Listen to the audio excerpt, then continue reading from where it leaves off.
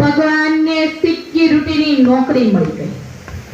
ભગવાનને સિક્યુરિટીની નોકરી મળીને આનું જેનું ક્લીન નેટવર્ક હોય ને એકદમ સાફ નેટવર્ક એને ખબર પડી ગઈ. કોનો? હજી જોરથી કોનો? આ બાજુ ભાઈઓ. સૌથી સાફ નેટવર્ક કોનું છે? નારદ મુનિનું. સૌથી સાફ નેટવર્ક નારદજીનું. અને નારદજીને ખબર પડે પછી હારા વાટ હોય નહીં, સીધો થળિયે જ ઘા કરે. પહોંચી ગયા લક્ષ્મીજી પાસે.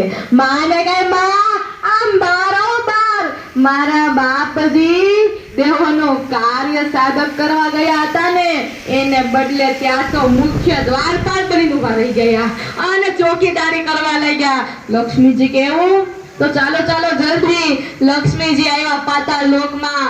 જોયો ભગવાન આમથી આમ ચોકીદારી કરી રહ્યા હતા. લક્ષ્મીજી કે આમ તો બરોબર જ છે, અમાર સામે મોટી મોટી વાતો થાય કે મારા ભક્ત મારી આમ સેવા કરે, મારા ભક્તો મને આમ રાખે. ભક્તોએ બનાવી દીધા ને ચોકીદાર, હવે કરે રાખો ચોકીદારી.